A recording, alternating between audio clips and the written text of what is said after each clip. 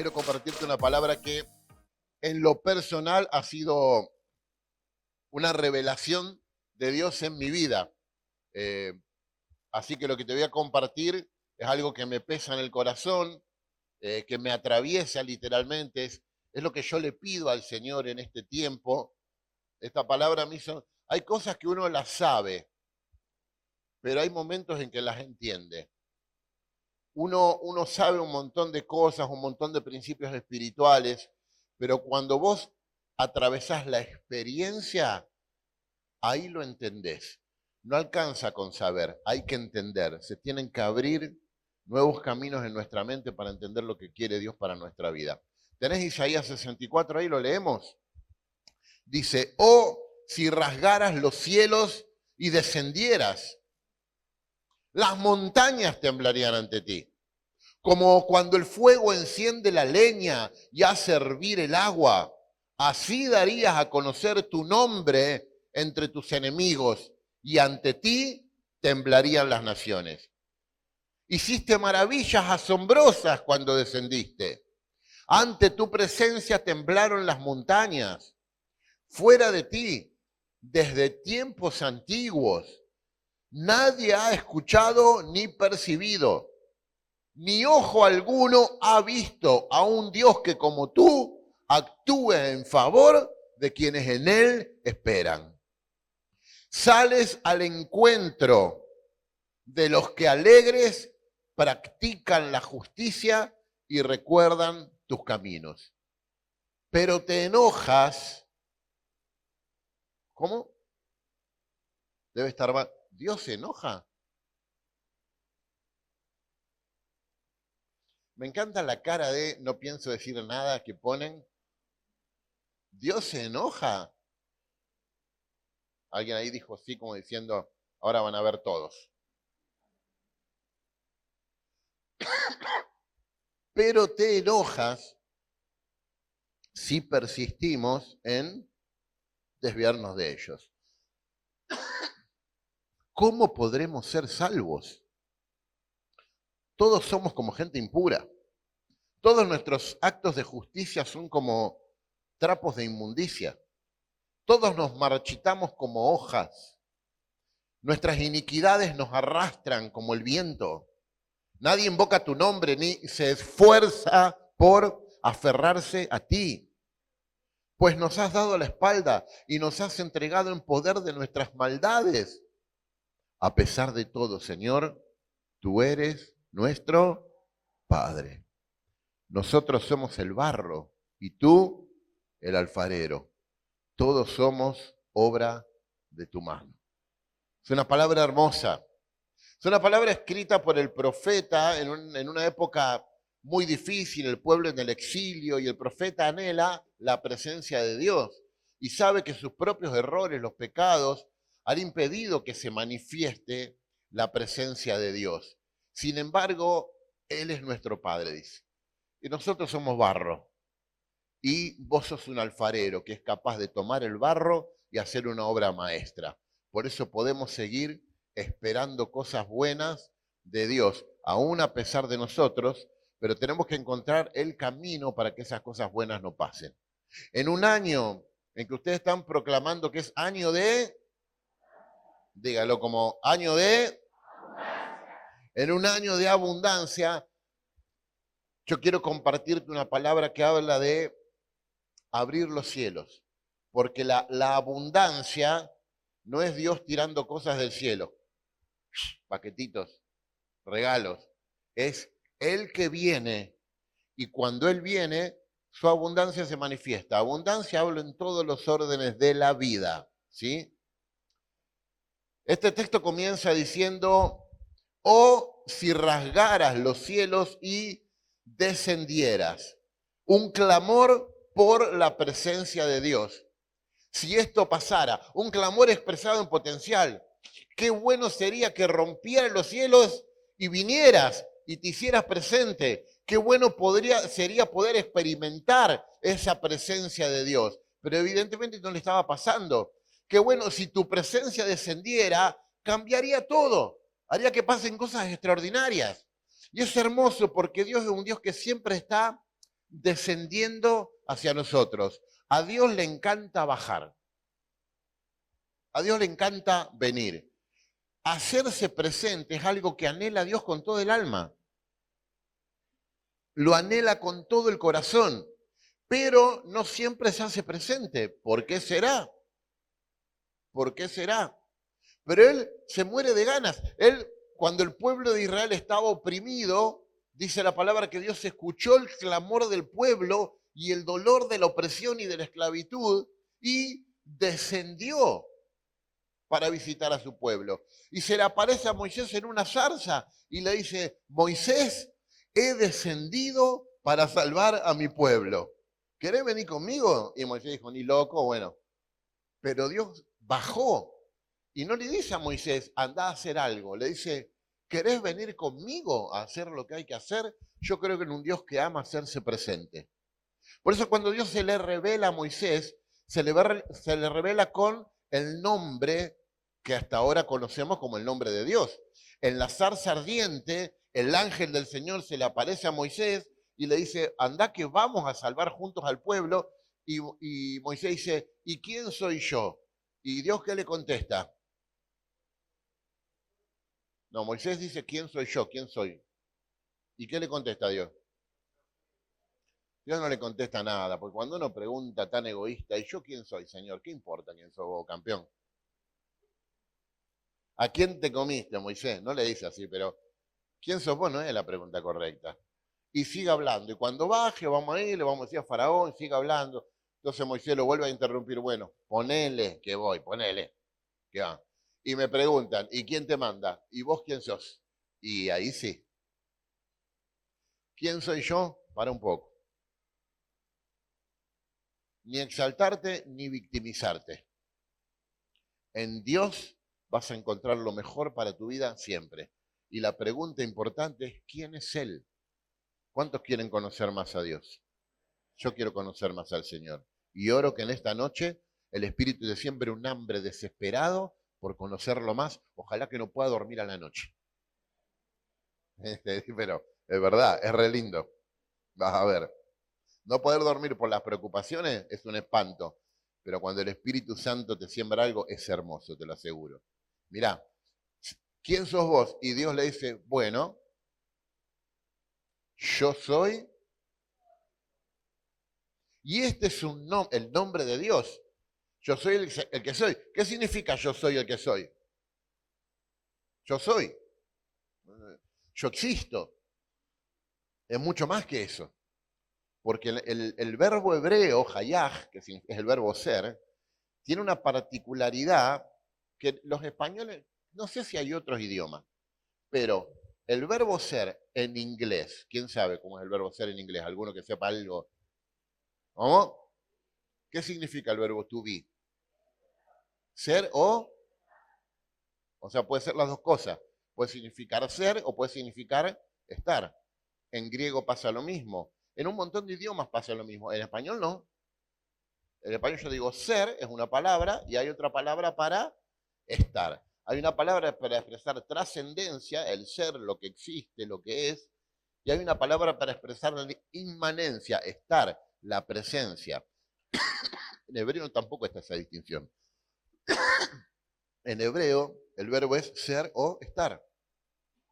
Y es más, el verbo hebreo no se conjuga como lo hacemos nosotros en español, pasado, presente o futuro. Eso se infiere por el contexto. El verbo hebreo son 5 raíces que nos hablan de la intensidad de la acción, pero no nos hablan del tiempo de la acción. Qué interesante. Porque cuando Dios dice, yo soy el que soy, Él está diciendo, yo era, soy, seré, estoy, estuve, estaré. O sea, yo soy el que estuvo, yo era el que estaré. Combinarlo de todas las maneras que quieras, pero Dios le está diciendo, yo soy el que soy y el que siempre va a estar presente. Porque en esa época a Moisés no le interesa si Dios existe, nadie se preguntaba si Dios existe, lo daban por sentado. El tema es si este era Dios o los otros eran dioses. Pero que Dios existe nadie se cuestionaba. El tema, este Dios que ya sabemos que existe, ¿va a estar con nosotros? ¿Nos va a acompañar su presencia? Por eso Moisés después le va a decir, cuando Dios lo envía, le va a decir, bueno, pero mirá, si tu presencia no viene con nosotros, ni nos mueva de acá, ¿eh? Porque vos te llamás el que va a estar siempre con nosotros. Es tu nombre, es tu identidad, es tu carácter, es tu compromiso, que tu presencia va a estar siempre con nosotros. ¿En qué nos van a distinguir si no los otros pueblos? Nos van a distinguir porque vos sos el Dios que camina con nosotros en medio de su pueblo. ¿Y qué le dice el Señor? Tranquilo, Moisés, mi presencia irá contigo y les daré descanso. Y ahí va en la nube, y ahí va en el fuego, y ahí va en la columna que los separa a los egipcios, y Dios siempre presente con su pueblo, amparando, protegiendo, defendiendo, sanando, proveyendo. La presencia de Dios es lo mejor que te puede pasar en la vida. Experimentar el poder de la presencia de Dios. No nos sirve creer en Dios. Todo el mundo cree en Dios. A nadie le cambia la vida creer en Dios. Creerle a Dios. Eso te cambia la vida. Los demonios creen en Dios. El diablo cree. Hay un montón de gente que dice, alguien debe haber allá un ser superior, una inteligencia primera que dio orden al mundo, una causa no causada, el primer motor inmóvil, un montón que llaman argumentos deístas que dicen, esto no puede ser casualidad. Hay alguien ahí. Einstein creía en eso, Pascal, unos cuantos creían en eso, no les sirve para nada, no les cambió la vida. Pero, ¿quién es ese Dios que existe? Bueno, es un Dios que le encanta habitar en medio de su pueblo. Es un Dios que le gusta estar en tu casa. Es un Dios que le gusta sentarte a tu mesa con tus hijos, con tu familia. Es un Dios que le gusta estar al lado tuyo cuando orás. A lo mejor vos estás orando en tu habitación y pensás que la oración tiene que llegar hasta arriba. Él está ahí al lado tuyo. Es un amigo que está ahí, que te escucha, que está enfrente. Dios es, decí conmigo, Dios es.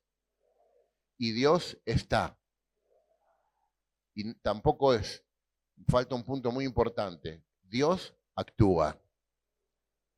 El Dios que es se manifiesta y actúa. No hay algo como una presencia pasiva de Dios en ningún relato de la Escritura. Cada vez que Dios se hace presente, Dios hace algo.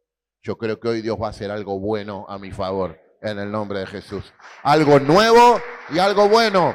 Porque Dios es bueno y todo lo que hace Él es bueno. No puede actuar de otra manera, porque Él es la bondad en términos absolutos. Dios es bueno y cuando actúa a tu favor, lo hace con cosas buenas. Este pasaje dice, si descendieras, si rasgaras los cielos y descendieras, dice, temblarían las montañas delante de ti, sería como el fuego que se enciende, que hace que hiervan las aguas. No está hablando de la hornallita de tu cocina, está hablando de cuando se prende un bosque y calienta hasta el lago. Está hablando de un fuego abrasador, intenso. La imagen de fuego es la imagen de una espiritualidad ferviente. A mí me gusta la espiritualidad ferviente. Por eso a veces me exaspero. Hay gente que me dice, pastor, no grite tanto. No puedo, no me sale. Me sale gritar a mí. ¿A usted le molesta? Voy a gritar igual, pero bueno. Siempre es bueno preguntar. Hay gente que grita más que yo. Pero a mí me gusta el fervor en la espiritualidad.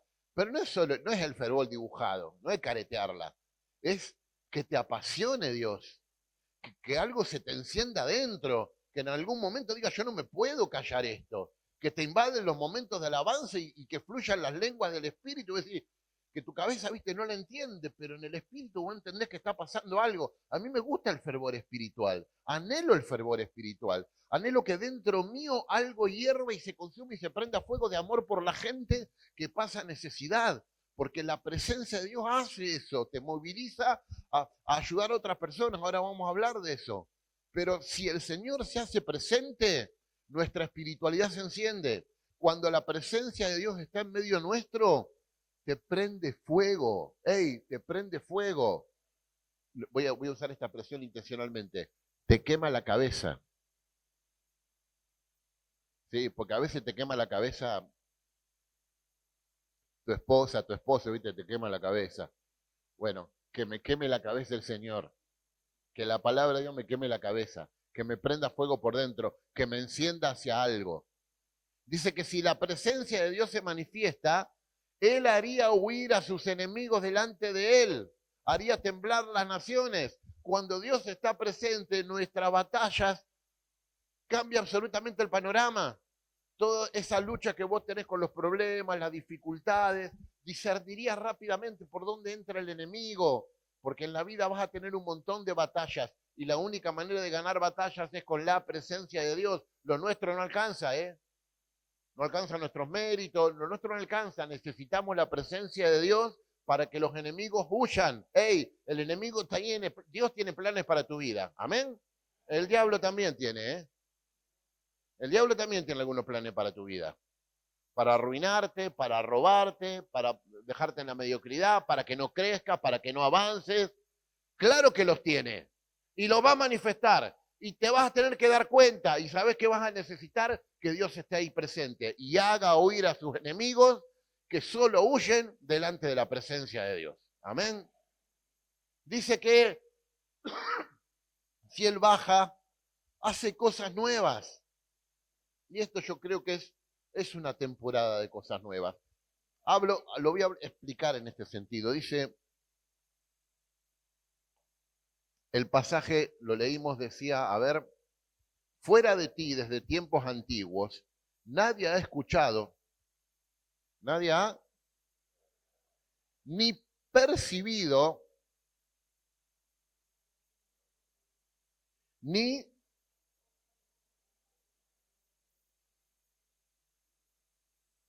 a un Dios que como tú actúe en favor de los que en Él esperan. Antes hiciste maravillas asombrosas cuando descendiste, con Moisés, como vimos esta mañana con Gedeón, hiciste maravillas tremendas. Temblaron las montañas. Cosas que, ¿esto te recuerda algún pasaje de la Biblia? Cosas que, ojo, ni han subido, aunque algunas versiones traducen corazón, y a veces la palabra griega cardía, corazón, representa los pensamientos y las emociones, el texto dice psique, ni no pertenecen al ámbito de los sentidos, de lo sensorial. Nosotros conectamos con la realidad, experimentamos e interpretamos la realidad a partir de los sentidos, lo que vemos, lo que oímos, lo que gustamos, lo que tocamos, ¿está bien? Y lo decodificamos en pensamientos, sentimientos, deseos, nuestra imaginación, todo nuestro mundo interior. Bueno, cosas que no se perciben con los sentidos naturales, ni siquiera pertenecen al campo almático, al campo del mundo interior de la persona, pertenecen al ámbito del espíritu, son las que Dios ha preparado para quienes le aman. Esto está en 1 Corintios capítulo 2. Porque ¿quién conoce las profundidades del ser humano sino el espíritu del ser humano que está en él? Asimismo, nadie conoce las profundidades de Dios sino el espíritu de Dios. Y nosotros no hemos recibido cualquier espíritu, sino el espíritu de Dios. Escuchá, para que sepamos lo que se nos ha concedido. Hemos recibido el Espíritu Santo para que podamos tomar contacto con las realidades que pertenecen al ámbito del espíritu. No te alcanza lo sensorial, no te alcanza lo mental y emocional, necesitas la presencia del Espíritu Santo. El Espíritu Santo es el que viene a tu vida, te toma de la mano y te lleva a lo profundo de Dios. ¿Cuán profundo es lo profundo de Dios? ¿Cuán profundo es lo profundo de Dios? La Biblia dice es inescrutable o insondable, no lo puedes sondear, no puedes tirar la sonda más poderosa tecnológica y descubrir cuán profundo, cuán alto, cuán inmenso es Dios. Dios es impresionante, es maravilloso y el Espíritu Santo nos lleva a navegar a aguas profundas, nos lleva a las profundidades de Dios. ¿Cuántos quieren ir más profundo en su vida espiritual en este tiempo?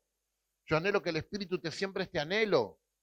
Cosas nuevas, cosas que solamente Dios puede hacer. Pido en el nombre de Jesús que esta sea una temporada en que Antonio y como iglesia puedan decir, por primera vez hicimos esto.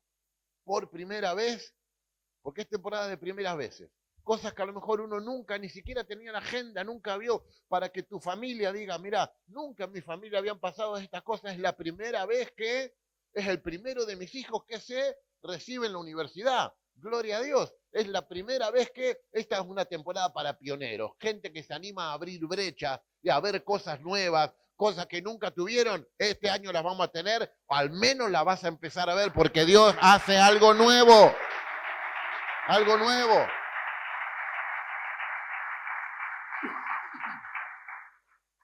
Es temporada de primicias, pero de primicias no como anticipos, sino como aquel que abre un camino a cosas nuevas.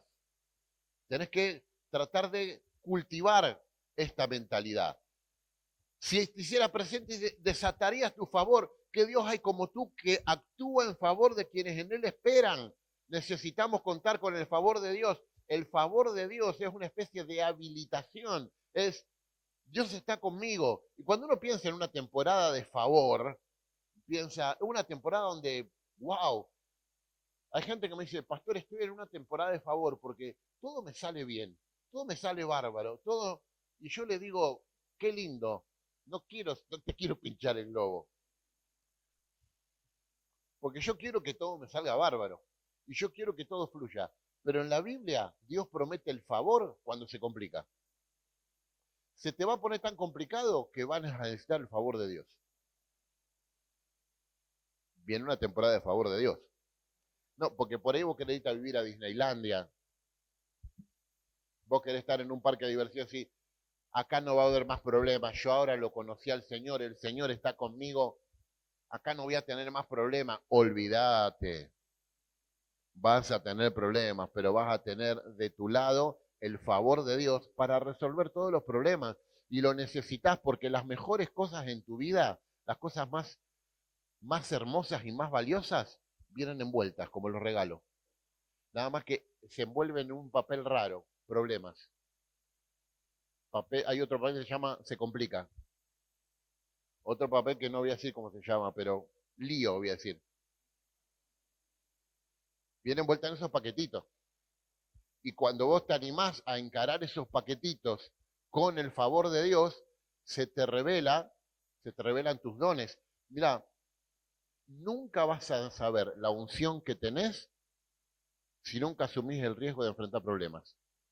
David fue ungido en la casa, pero se dio cuenta de lo que tenía. Cuando lo vio a Goliat y dijo, yo le entro al gigante. Y cuando lo encaró a Goliat, ahí se dio cuenta, apa, lo del aceitito, wow. Porque si no, vos siempre vas a estar diciendo, ay, el Señor me ha ungido. Va, mostrame algo. Mostrate a vos mismo que el favor de Dios está en tu vida. Necesitas la manifestación de la presencia de Dios. Amén. Todo esto que expresa como un anhelo profundo el profeta, si rasgaras los cielos y descendieras, tiene dos claves que son importantes. Si vos querés vivir y experimentar todo esto de lo que estuvimos hablando, hay dos cosas que son claves. La primera, la clave está en la palabra hebrea rasgar. Es la misma palabra que se usa cuando los sacerdotes o las personas se rasgaban las vestiduras como señal de duelo o de lamento. Si rasgaras los cielos, está escrito, si Dios, la palabra es romper un velo, una tela. Si rompieras los cielos como una tela, si los cielos no te limitaran y bajaras, si eso pasara y todo lo que hablamos recién. Pero esta idea de rasgar es interesante, porque Dios quiere rasgar los cielos. La bendición de Dios en la Biblia se expresa en términos de cielos abiertos. Nosotros usamos en nuestra iglesia este término. Es tiempo de cielos abiertos. ¿Qué significa? Es tiempo de la bendición de Dios. Es tiempo de la manifestación de la presencia de Dios. Cielos abiertos. Miren, cuando el pueblo de Dios fue esclavo en Egipto, dependía del río Nilo. Por eso el Nilo era adorado como un dios por los egipcios, porque el Nilo desbordaba y las aguas del Nilo regaban toda la llanura. Luego volvía a su cauce natural. Entonces se sembraba y luego volvía a desbordar. Y eso permitía que hubiera una cosecha importante. Entonces al Nilo se lo veneraba como el Dios de la vida. Hoy a la mañana hablamos de cómo trataron de matar a los niños hebreos ahogándolo en el Nilo, etc. Pero cuando el pueblo de Dios sale de Egipto, libre de la esclavitud, y empieza su travesía esos 40 años por el desierto, ya no come de lo que le da la tierra. ¿Qué come? ¿Qué come? Vos le explicás, vos me dijiste que le dijiste a la iglesia. ¿Qué significa maná?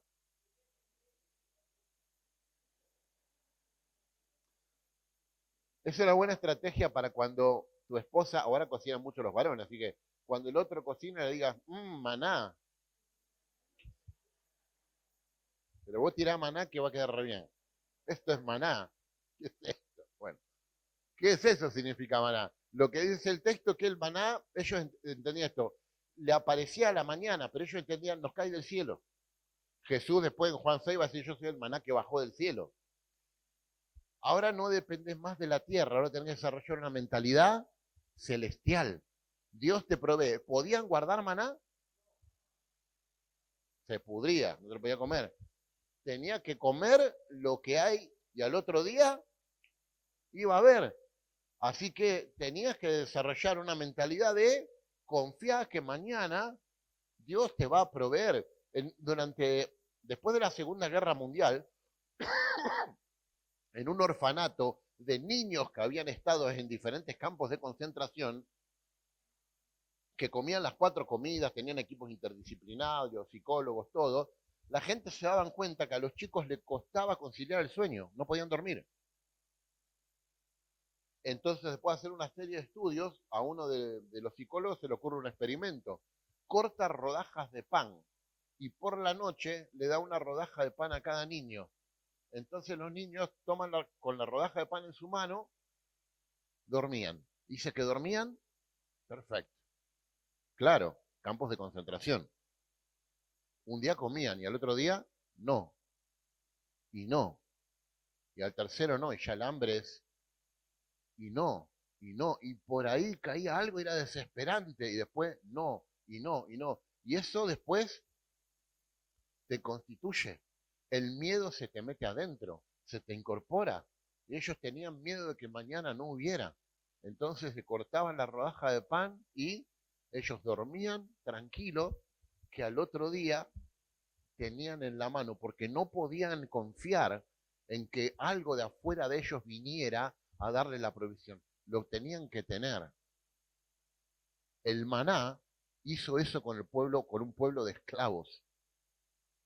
Mañana Dios proveerá. Mañana Dios proveerá, porque Dios es fiel y cada día va a estar presente como te lo prometió para proveer y para ayudarte.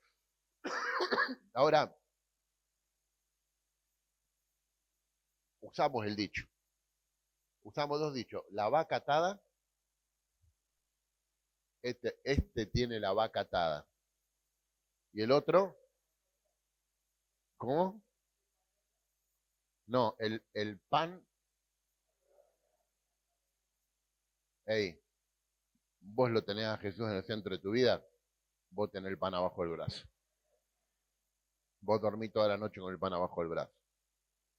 Ahora, cuando este pueblo sale del desierto y entra a la tierra prometida, Josué capítulo 5, Josué circuncida a todo el pueblo, participan de la Pascua, que hacía 40 años que nadie había sido circuncidado y nadie había participado de la Pascua. Y dice que cuando lo circuncida, ese día se terminó el maná y comieron del fruto de una nueva tierra.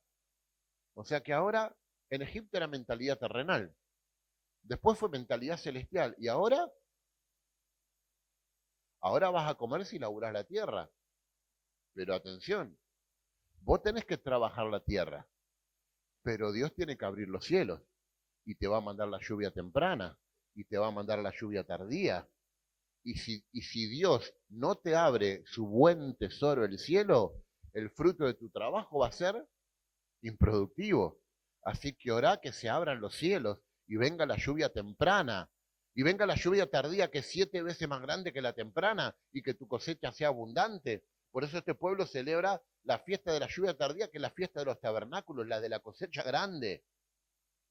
Ahora vos tenés que trabajar la tierra, pero seguís dependiendo de que Dios abra los cielos para bendecirte. Hey, Dios va a bendecir el esfuerzo de tus manos. Dios quiere bendecir el esfuerzo de tus manos. Esforzate que Dios te va a bendecir. No lo tomes a Dios como un mago. No te tires, bueno, y ya Dios después me va a tirar algo. Esforzate, decí conmigo, esforzarme. Y Dios te va a bendecir. Va a abrir los cielos y te va a proveer lo que necesitas. La Biblia nos dice que Dios rasga los cielos, ¿sí? Y hay un evento que lo registra el Evangelio de Mateo en el capítulo 27. Dice, Jesús clamando otra vez a gran voz, exhaló el espíritu. En ese momento el velo del templo se rasgó en dos, de arriba hacia abajo. Y la tierra tembló y las rocas se partieron y los sepulcros se abrieron. Todo esto pasó en el momento que Jesús entregó el espíritu. Y los cuerpos de muchos santos que habían dormido resucitaron y salieron de los sepulcros después de la resurrección de Jesús, entraron en la santa ciudad y se le aparecieron a muchos. Imagínense ese momento. Tío, ¿no te moriste hace 2 años? Imagínense. ¿Habían leído este texto? Lo que generó la entrega de Jesús. Jesús se entregó. Lo vimos en la cena. Este es mi cuerpo que por ustedes es partido. Jesús se partió y el Padre partió el velo. Y dice, no hay nada que separe el lugar santo del lugar santísimo. Eso es lo que dividía el velo. Lo rasga de arriba a abajo, porque Dios siempre está bajando a buscarnos. Lo rasga de arriba a abajo y dice, como que quede claro que fue Dios, ¿no? Hizo, lo rasgó. Ahora no hay ningún impedimento para que vos disfrutes de la plena presencia de Dios. ¿Por qué no lo haces? ¿Por qué? ¿Por qué a veces no? Pero en esto encontramos una clave. Otro pasaje, Joel 2:12. Ahora bien, afirma el Señor, vuélvanse a mí de todo corazón, con ayuno, llantos y lamentos. Rásguense el corazón y no las vestiduras. Vuélvanse al Señor su Dios, porque Él es misericordioso y compasivo. ¿Quién? Lento para la ira y lleno de amor. Cambia de parecer y no castiga. A ver esto. ¿Cambia de parecer Dios?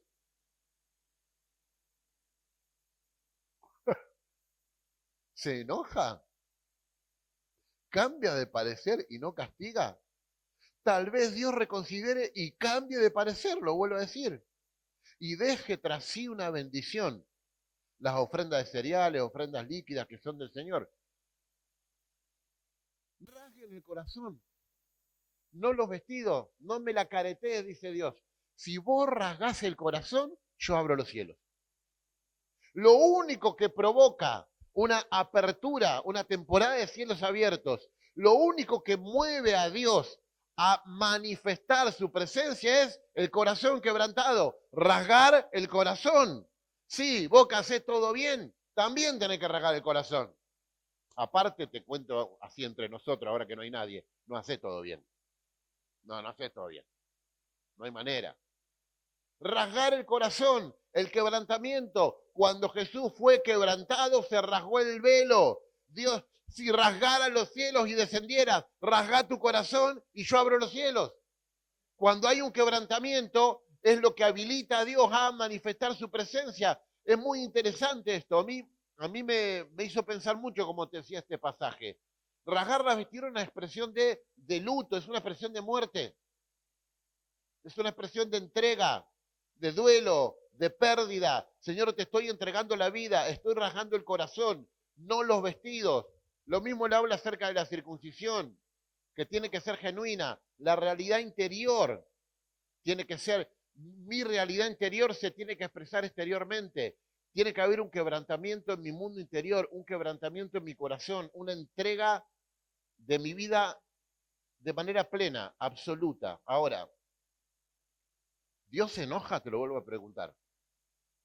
Sí, la Biblia lo dice de muchas maneras, en el Antiguo y en el Nuevo Testamento. En hebreo hay al menos tres palabras: enojo, ira y furor. Furor se dice en hebreo, suena así pronunciarlo. Los hebreos dicen que suena así, pero representa el enojo de Dios. No, pero Dios es re bueno. Sí, y se enoja. Esa carita de más vale que expliques esto, Dios se enoja, puede estar airado, algo, hay cosas que a Dios lo enojan. Ahí tenés que volver a leer la Biblia, si bueno, Dios se enoja tremendamente contra la injusticia, Dios se enoja contra el pecado. Espero que esto lo entiendas, porque yo creo que estamos como adormecidos por una cultura que cree que Dios es el abuelito de Heidi. Qué viejazo que tiré. Pero, ¿quién conoció al abuelito de Heidi? No, gente grande, güey. Era re bonachón para los más jóvenes. Algunos creen que Dios es el viejito bueno, que viene acá, que te acaricia, que no hace nada malo. Pero Dios no es ese viejito bueno. Dios es, como cantamos recién, santo, santo, santo. Si nosotros queremos que la presencia de Dios se manifieste, el que se manifiesta es el Dios que es santo, santo, santo. Lo que sentiste cuando cantábamos esta canción, que es una canción que yo creo es un himno, cuando decimos santo, Él es impresionante. Y ahora te voy a hablar de la santidad de Dios. Pero Él es un Dios santo, es un Dios que el enojo de Dios es la santidad de Dios puesta en acción contra el pecado. ¿Por qué a Dios lo enoja el pecado? Hay gente que tiene la idea de que Dios es una especie de papá con baja autoestima. Los papás con baja autoestima son controladores, compiten con los hijos. No lo hagas y el hijo lo va a hacer igual. Te dije que no. ¿Quién manda acá? Y un papá que quiere imponerse porque está inseguro y quiere hacer ver que lo que acá se hace lo que yo digo porque es un papá, es un hombre débil. Tiene que aparentar fortaleza porque es débil, inseguro, celoso. Dios no es así. Dios no es así. Dios se enoja con el pecado. ¿Sabes por qué Dios se enoja con el pecado? Porque el pecado te arruina la vida. El pecado te arruina la vida. Y Dios te ama tanto que se pone como loco contra el pecado. Ah, se enoja contra el pecado, no contra el pecador. Se enoja contra el pecado y se enoja contra vos cuando pecas, amigo. Ahora, cuando te arrepentís, la cosa cambia. Y Dios, que no es Al Capone, no es que cada vez que pecas, Dios te viene y te aprieta. Porque hay gente que dice, uy, esta semana no estuve orando, ay, me está doliendo el estómago, esto fue porque no hice el devocional ayer. No te manda a apretar con los ángeles, Dios, no es Al Capone, no es tan inseguro. No, es Dios. Dios es bueno. Amén. ¿Y se enoja? Y claro. Y vos te tenés que enojar un poco más. Te habla a vos que te da todo lo mismo. Enojate un poco más. Que te dé todo lo, que todo te dé lo mismo no te hace bueno, te hace débil. Que te dé todo lo mismo te hace cobarde. Hola, escuchá lo que Dios te está diciendo, ¿eh? A Dios no le da todo lo mismo. Entonces se enciende la ira del Señor contra gente que no honra lo que tiene que honrar. Se desata todo su furor. Pero cuando la palabra dice que Él es lento para la ira y quizás reconsidere, ¿qué nos está diciendo? Lento para la ira, que cuando Moisés le dice al Señor, ya me dijiste tu nombre, mostrame tu gloria, te quiero ver cara a cara. ¿Qué le dice Dios a Moisés? ¿Qué te pasa, Moisés? ¿Vos me querés ver la cara a mí? Estás completamente loco. Ningún ser humano me va a ver cara a cara y vivirá. ¿Con quién te crees que está hablando, Moisés? ¿No sabes quién soy? Mira que me vas a mirar a la cara y vivir. Pero te voy a mostrar mi gloria. ¿Qué te voy a mostrar? Le dice. Te voy a mostrar mi espalda. Y lo pone a Moisés en una grieta ahí en la montaña, entre las rocas. Y dice la Biblia, esto se llama antropomorfismo, atribuirle a Dios forma física, Dios es espíritu. Dice que pone la mano para que Moisés no pueda ver y cuando pasa, Moisés puede ver la espalda. Es una figura, pero Dios le muestra su gloria en lo que proclama. Dice que proclama su nombre y proclama el Señor, Dios grande y clemente, lento para la ira y lleno de misericordia y verdad. ¡Wow! Lento para la ira en hebreo es la manera, no existe la palabra paciencia en hebreo. Lento para la ira significa que la ira, el enojo o el furor de Dios no son como el nuestro. Que nos calentamos, ¿viste? Nos sacamos, que somos impulsivos. Que de un día no manejamos el enojo y dijiste una cosa y lastimaste y decís, Dios, quisiera tener la máquina del tiempo, volver atrás y no decirlo, pero ya te la mandaste. A Dios no le pasa. Dios es lento para la ira. Y cuando dice que reconsidera, es porque lo hace. Porque si vos persistís en la maldad, vas a recibir el juicio. Pero si te arrepentís, Dios dice, ok, por esto se calentó Jonás. ¿Conocés la historia de Jonás? ¿Sí? Que Dios le dijo, anda a predicar a Nínive, los enemigos. Nunca Dios mandó un profeta fuera de Israel y lo agarra a Jonás y le dice, anda para allá. Y Jonás se agarra una calentura y se deprime. Y se deprime y dice que bajó, y la palabra en hebreo bajó, marca un sendero de depresión en la vida de Jonás, depresión de muerte. Baja al puerto de Jope. En el puerto de Jope, dice el texto, pagó el pasaje. Porque cuando Dios te envía, te financia. Cuando vos te vas por tu cuenta, pagás vos. Él fue, Nínive queda para allá, él fue a Tarsis. Pagó el pasaje. Bajó al barco, bajó al sótano y se quedó dormido de la depresión que tenía. Porque no quería ir a predicarle a los paganos de Nínive. Y el barco, adivinen de qué pasajero estaba lleno. Paganos. Porque cuando vos te vas lejos, el texto bíblico dice que se fue a Tarsis lejos de la presencia de Dios. Jonás, no, más que buscar un lugar geográfico, es estar lejos de la presencia de Dios. Y mira qué interesante, lejos de Dios es lejos de donde Dios está laburando. Dios quiere laburar, Dios va a laburar en Nínive. Bajé y Jonás dice, yo voy para donde vos no estés, porque me calenté. Y le agarró esta depresión. Y se desata una tormenta. Y todos los marineros empiezan a clamar cada uno a su Dios. Dice, ¿por qué esta tormenta? Y Jonás confiesa, es culpa mía. Yo adoro al Señor de los cielos y la tierra. Y por culpa mía se desató esto. Así que mátenme que no me importa nada. Y lo tiran al mar. ¿Y qué pasa? Se calma la tormenta. Y todos los paganos se convierten. Y Dios usó a Jonás recaliente para hacer un milagro. Es impresionante. Y se lo traga. ¿Quién se lo traga? Una ballena. Está científicamente comprobado que no pudo ser una ballena, porque va llena. ¿Esto estás grabando?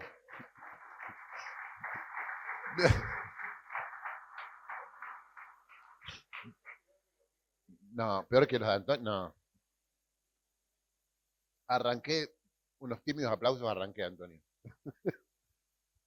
Pero Jonás se lo traga este pez, lo vomita y viene por segunda vez palabra de Jehová Jonás. Anda a Nínive. Y Jonás va a Nínive con una gana. Bueno, si me va a morfar un monstruo marino, ¿qué querés que haga? Dale, vamos. ¿Qué me queda? ¿Que me como otro bicho? Dale, vamos a Nínive. Y va a Nínive y Jonás proclama esto. De acá a 40 días, Nínive será destruida. Un mensaje alentador, un llamado al arrepentimiento, nada. De acá a 40 días, Nínive será destruida. Y va y se sienta afuera de Nínive a ver cómo ahora Dios los liquida. ¿Y qué pasa? Se convierte en todo. Jonás ese día tomaba un taxi y viajaba parado, porque todo en contra le salía. O sea, no quería ir, termina yendo. Se salvan todo en el barco. Ahora se le convierte toda la ciudad. Una locura. Se convierte en todo. Y Jonás dice, y Dios se acuerda, está lo de la calabacera, pero Dios se le aparece, Jonás, ¿te enojas? Me enojo hasta la muerte, dice. Me enojo hasta la muerte. Dice, vos tuviste misericordia, vos te enojaste por una plantita, ¿se acuerdan la historia de la calabacera? Y yo no voy a tener misericordia de gente que no distingue entre su izquierda y su derecha, que no tienen revelación, que no saben quién soy y no los voy a salvar. Jonás está afuera de la ciudad, recaliente, mientras en Nínive se produce un avivamiento. Y Jonás está llorando y enojado hasta la muerte. Y en Nínive Dios está manifestando un avivamiento. ¿Y por qué te enojas? Le dice Dios. Porque yo sabía que eres un Dios lento para la ira, grande misericordia, que perdona la maldad. Entonces, si sabías que todos se iban a convertir, ¿por qué no quisiste ir? ¡Wow! Jonás tenía, porque en el Antiguo Testamento, si un profeta daba una palabra y no se cumplía, y Jonás acaba de decir, Nínive será destruida, y Dios cambió de parecer. Y Jonás no está dispuesto a cambiar su ministerio por un avivamiento. Fuerte. Porque cuando decimos que es nuestro quebrantamiento el que abre los cielos, es así. La historia de Jonás es triste porque es una ciudad disfrutando la gloria de Dios y el hombre de Dios llorando, amargado y deprimido hasta la muerte. Porque no escuchó la voz de Dios, porque quiso irse lejos de la presencia de Dios. Dios puede cambiar de parecer. Dios puede cambiar de parecer. Vos tenés que tratar de alinear tu parecer al parecer de Dios. De alinear tu mentalidad a la mentalidad de Dios. Y entender que Dios es este Dios santo que quiere manifestarse. Porque nuestro Dios es fuego consumidor. ¿O no? Pero es bueno, ¿no? Te voy a contar un poco cómo surge esto. El año pasado tomamos contacto y ahora ya tenemos una amistad muy linda con una antropóloga que es una influencer, aparece mucho en las redes. Sarab Rey se llama, si la buscan, síganla, escúchenla. Eh, la invitamos, bueno, vino a la Argentina, no nos conocíamos, ahí empezamos eh, esta tarea también ministerial juntos. Ella es parte de nuestro seminario en Antioquía, da clases y toma algunas. Y, y yo cuando la trajimos digo, bueno, vamos a hacer una entrevista. Ella no predicaba, nos sentábamos haciendo sillones y yo le hacía preguntas para que ella comparte un testimonio muy fuerte que tiene. Ella conoció al Señor en la casa de un chamán, donde estaba para hacer un ritual ocultista, y escucha una voz que le dice, no lo hagas, lo bueno es bueno, lo malo es malo, y ahí aparece todo un caminar espiritual tremendo. Ella fue a su casa, se puso a leer la Biblia sola, y no la entendía, y ahí arranca su peregrinaje. Y ella dice en un momento de la entrevista, dice, porque yo me enamoré del Dios que quemaba con fuego a los adoradores de Moloch. Y yo digo, oh, ahora voy a tener que explicar lo que está diciendo. Pues ella conoció al Señor no hace mucho. Y yo dije, bueno, yo voy a tener que explicar, no entiende bien lo que está diciendo. Estamos haciendo un culto evangelístico y ella está hablando de que le encanta el Dios que prende fuego a la gente que se porta mal. Caramba. Bueno, y claro, ya era la tercera o cuarta vez que hacíamos esto. Y yo ya había escuchado su testimonio. Ella había sufrido situaciones muy feas en la infancia. Y dice, cuando yo conocí a Dios, conocí a un Dios de justicia, que se enoja contra la gente que le hace mal, por ejemplo, a los niños. Los adoradores de Moloch entregaban sus hijos, los prendían fuego en honor a Moloch. Y ella cuando vio a ese Dios se enamoró del Dios de justicia. Y a mí me dejó regulando. Y yo le digo, Dios, explícame esto porque yo no entiendo. Esa semana empecé a escuchar una canción que nunca había escuchado. Es de un cantante chileno que nunca me acuerdo el nombre, pobre. Quizás la escucharon, pero dice, tumba las mesas en mi interior. ¿Alguien la escuchó esa canción? ¿Sí? Yo soy tu casa de oración, no una cueva de ladrones. Una canción tremenda, pero que dice, tumba las mesas, soy tu casa de oración, no una cueva de ladrones. Y empecé a sentir que el Espíritu Santo me metía en una búsqueda de santidad, santidad, santidad. Yo no era consciente de que estuviera cometiendo algún pecado o haciendo algo oculto o algo raro. Soy plenamente consciente que me la mando cada tanto, que le puedo contestar mal a mi esposa, que me puedo olvidar de cosas pero no, digo, no estaba practicando un pecado, pero el Espíritu me llamaba a la santidad, a buscar, tumba las mesas en mi interior, tumba las mesas. Y en la canción dice en un momento que Jesús viene, está trayendo su medida de justicia. Y ahí paré, digo, Señor, ¿cuál es tu medida de justicia? Capaz que la mía está mal. Capaz que la mía está mal. Capaz que vos sos el santo, santo, santo, y yo estoy poniendo mi medida de justicia. Toda esa semana, les aseguro, mi esposa dice, basta, decía, pero toda esa semana solo escuchaba esa canción y lloraba. Toda una semana llorando, cosas que a veces te hace el Espíritu Santo. Toda una semana llorando y empecé a entender lo que esto significaba. Yo soy santo, me decía el Señor. Ella me vio. Cuando ella dijo eso, ella me conoció. Ella vio a un Dios que defiende al indefenso. Ella vio al Dios que está del lado del oprimido, del excluido, del huérfano, de la viuda, del que fue víctima de abuso, del que hizo las cosas mal. Ella, lo digo porque ella lo cuenta en su testimonio, ella se practicó un aborto y tenía una carga enorme por haber matado a un hijo y sintió el amor y el perdón de este Dios de justicia. ¿Y sabés qué fue lo fuerte? Que ella entendió, el Dios que me debería quemar, me abrazó. Porque Él es santo. ¿Escuchás? Él es santo. Y siempre nos está llamando al arrepentimiento. Puede ser que quizás nos olvidamos que Dios es santo. Y decimos que Dios es bueno y que Dios es amor. Mira, hay una teología que se nos mete muy sutilmente que se llama universalismo escatológico. Es gente que cree que Dios es tan bueno que el infierno no existe. Y que Dios es bueno. Mirá que va a mandar gente al infierno. Orígenes de Alejandría en el siglo IV, él creía que hasta el diablo se iba a salvar. Fue el primero. Esto surge de tomar el amor como atributo dominante de Dios y llevarlo, ponerlo allá arriba. Dios es amor. Y olvidarse de que el otro atributo dominante es que Dios es santo. Y que entre el amor y la santidad el puente es la justicia. Dios ama, pero el amor de Dios sería un amor licuado, sería una porquería si Él no fuera santo. El amor se hace enorme porque el que me tendría que prender fuego me abraza. ¿Entendés? Si fuera el abuelito de Heidi, mandate todas las que quiera, total, Dios es bueno. Pero Dios se enoja con el pecado porque no es lo mismo y porque te arruina la vida. Y si que vos crees que las cosas que en la Biblia dice que no te conviene hacer son una lista que Dios armó porque un día estaba enojado y dijo, bueno, que no hagan esto las personas. Estás equivocado. Los principios de Dios, los valores del reino de Dios, son luces en el camino de la libertad, en el camino hacia la plenitud. Y todos nosotros que estamos corrompidos por el pecado, que estamos rotos en nuestro mundo interior, a veces deseamos cosas que no está bueno desear. Tengo ganas de hacer cosas que no te hacen bien, entonces controlás ese deseo. Porque vos a veces no tenés ganas de ir a laburar. ¿Y qué haces? Yo soy libre.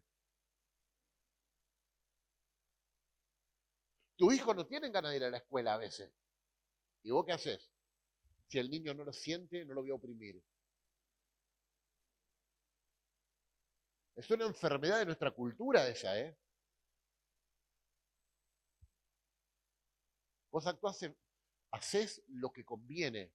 La libertad no es hacer lo que quiero, es haber descubierto la verdad. Conocerán la verdad y la verdad nos hará libre. Libre es el que descubrió la verdad y elige la verdad en contra de todas las mentiras. Y camina en pos de la verdad. Y aunque te cueste, practicás la verdad. porque la verdad es lo único que te mantiene en el camino de la libertad, de la plenitud, te convierte en una persona confiable. Si sos confiable, te vinculás con otro, formás familia, vas a cometer errores todo el tiempo, pero siempre puedes arrepentirte, pedir perdón y volver al camino de la verdad. No es el Dios de la gracia barata, hagan lo que quieran, tomar Dios es bueno, de carne somos y dale, y justificás el pecado. Por eso la presencia de Dios no se manifiesta. Porque Él es santo. Santo, santo. Es Él. De esto se trata, de reconocer la santidad de Dios. Que el que está presente es el Dios santo, es el Dios de justicia. Por eso a veces, ¿sabes qué? Dios no se manifiesta por misericordia. Porque si Él se manifiesta, lo que va a pasar es juicio. Y Dios te está dando una oportunidad de decir, ¿por qué no acomodas algunas cosas? Por eso Dios siempre, antes, y esto lo he visto yo, cada vez que hay una temporada en que Dios se manifiesta, un avivamiento, un despertar, como lo quieras llamar, que a veces en la iglesia hay como temporadas, o algún año es muy particular en eso. Vemos que hay un mover de Dios muy especial, la gente viene al templo, viene sola, la gente se convierte, pasan cosas. Antes de ese periodo, yo digo, Dios está destapando la olla. Uy, saltó, este líder estaba en pecado. Mirá lo que pasó acá. Y empiezan a pasar 2 o 3 cosas seguidas y uno ya sabe, Dios está preparando la casa porque viene. ¿Y qué está exponiendo al líder porque es malo? Porque es bueno. Arrepentite y cambia de parecer. Si vos cambiás de parecer, yo cambio de parecer. Y vamos a hacer una casa extraordinaria. Este es el Dios que adoramos. El Dios que te llama al orden porque te ama. Porque quiere la comunión con vos. Quiere la comunión con vos.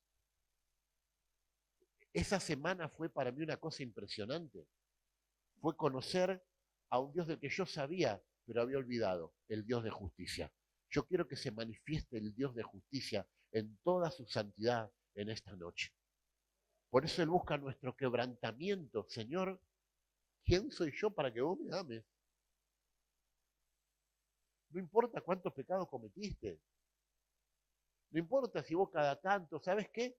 El más chiquito de tus pecados, la tontería más pequeña, a Él le costó la vida. Te olvidaste. Te comparaste con el otro, que es terrible el otro. Vos no sos tan malo. Pero te olvidaste que el chiquitito de tu pecado, a Él le costó la vida. ¿Por qué? Porque con el pecado no se juega. Pecar es hablar el lenguaje del diablo, y lo tenés que entender.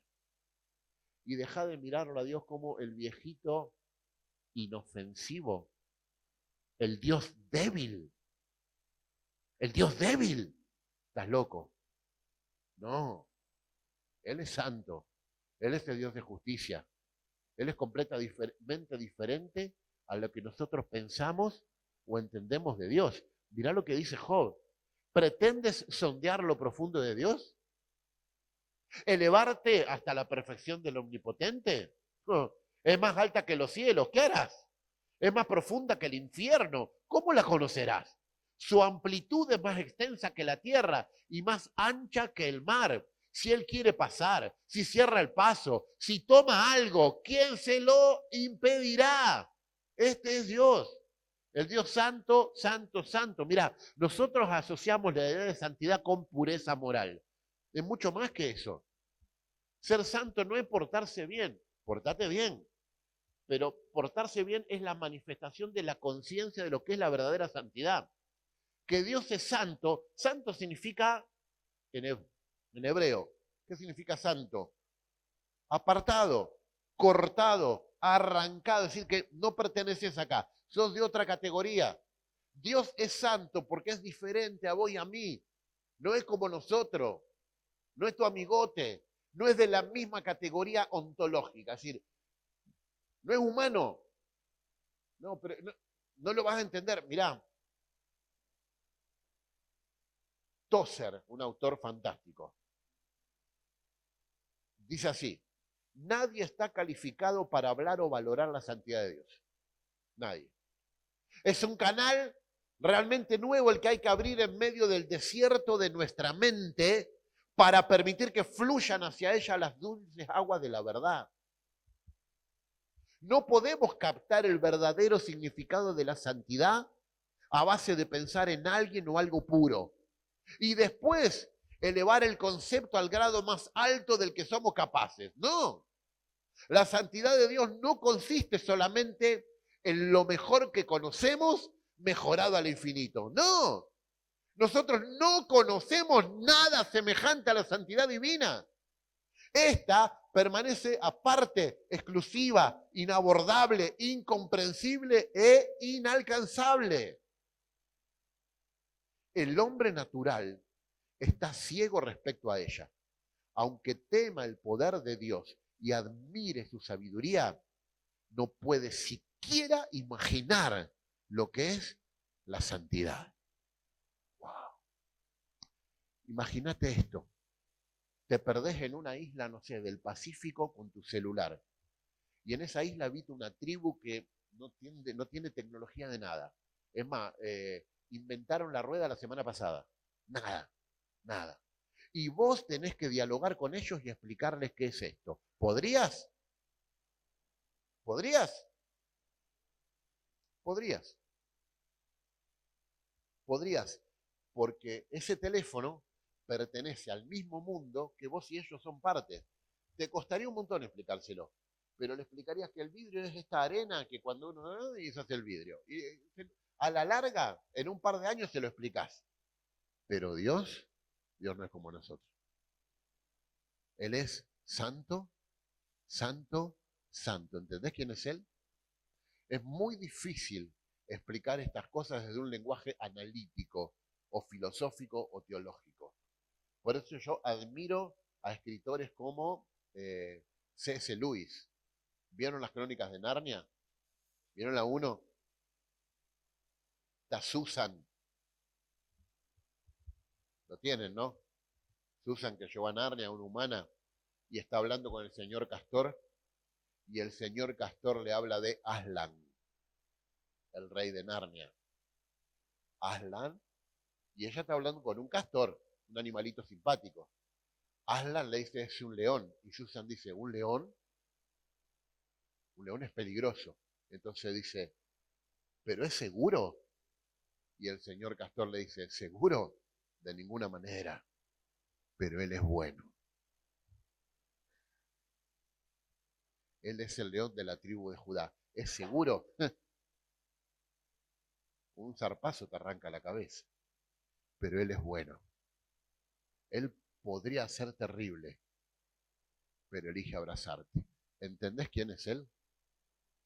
¿Entendés quién es Dios? Como fuego abrasador de fundiciones que hace hervir las aguas, temblarían los montes delante de ti, harías que huyeran tus enemigos. ¿Entendés quién es? Pero actúa a favor de los que le buscan, de los que le aman, de los que se arrepienten y de los que en él esperan. Por eso dice que él se manifiesta a aquellos que son capaces de experimentar quebrantamiento. A mí, uno de los pasajes más preciosos para mí es Isaías capítulo 57, porque lo dice el excelso y sublime, el que vive para siempre, cuyo nombre es santo. Yo habito un lugar santo y sublime, pero también con el quebrantado y humilde de espíritu, para reanimar el espíritu de los humildes y alentar el corazón de los quebrantados. ¿Me acompañan a ministrar al Señor? Quebrantar el corazón.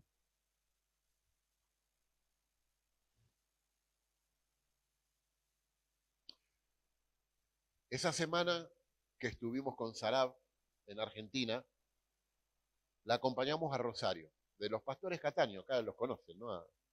A los pastores Cataño, a Daniel y Patri. La acompañamos a la iglesia, a la Comunidad Redentor en Rosario. Y ellos vienen de una iglesia en España, y a veces nosotros no valoramos lo que tenemos. Entonces estaba en la iglesia, y estábamos sentados ahí en la primera fila, y yo la veía que ella sacaba el teléfono y hacía así. Y estaba como, y la gente empezaba a pasar acá al altar y se arrodillaba y oraba. Y ella lloraba y filmaba todo eso.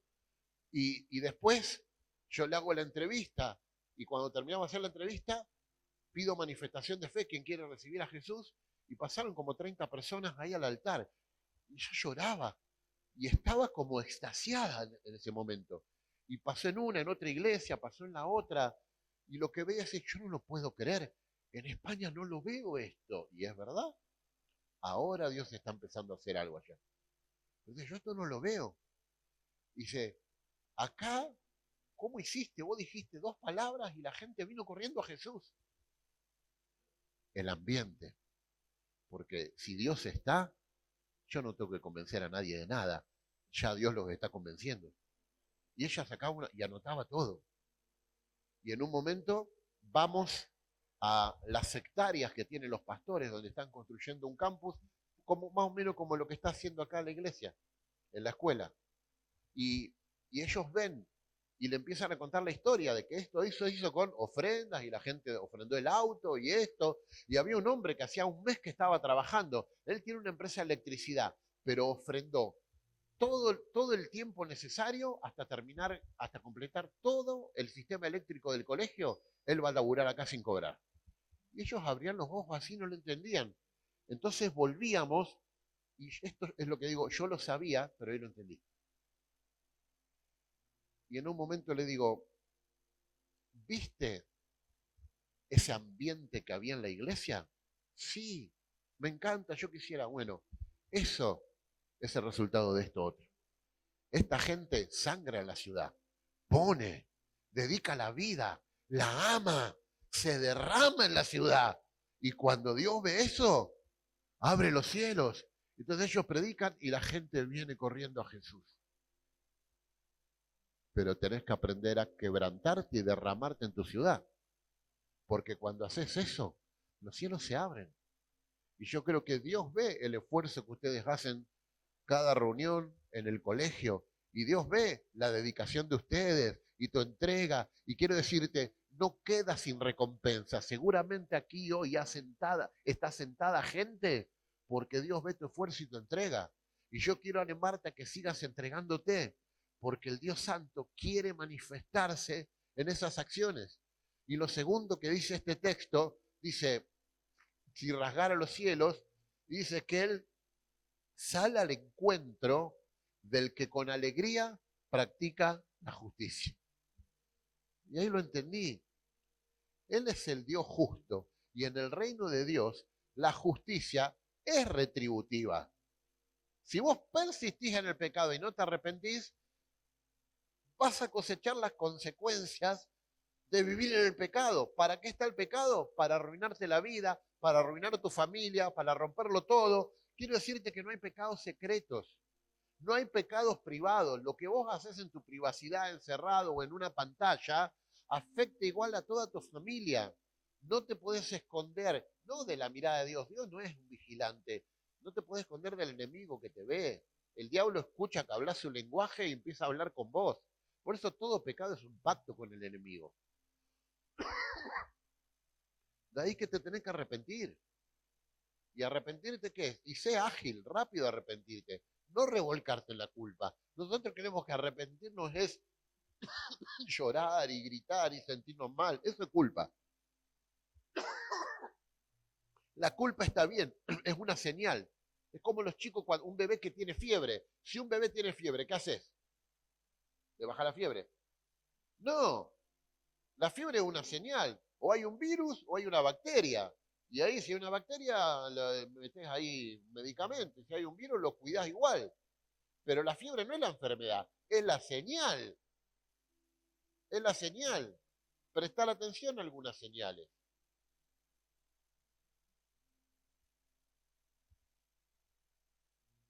El que con alegría practica la justicia. Corre a practicar la justicia. Mirá lo que dice, me encanta lo que dice el profeta Isaías acá. Si te das a ti mismo en servicio al hambriento, si ayudas al afligido en su necesidad, tu luz brillará en la oscuridad. Tus sombras se convertirán en luz de mediodía. Si te das a ti mismo en servicio al hambriento. Yo te guiaré continuamente. Te daré comida abundante en el desierto. Daré fuerza a tu cuerpo y serás como un jardín bien regado, como un manantial al que no le falta el agua. ¡Wow! Cerrá tus ojos un instante.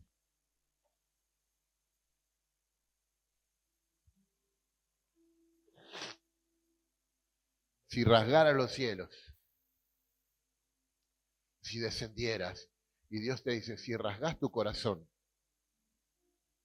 si rasgas tu corazón, si tu hambre por la presencia de Dios crece, un hambre que duele y que provoca un quebrantamiento, entonces yo voy a abrir los cielos y vendré una temporada de abundancia en tu familia y manifestaré mi presencia y te proveeré maná en el desierto y bendeciré todo el esfuerzo de tus manos y multiplicaré tu bendición y te convertiré en una bendición para los demás. Pero rasga tu corazón, quebrantate delante del Señor, pedile perdón, no juegues. No juegues.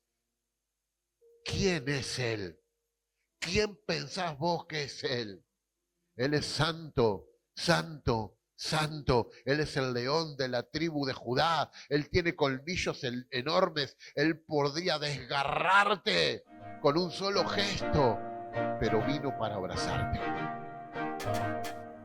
Vino para abrazarte.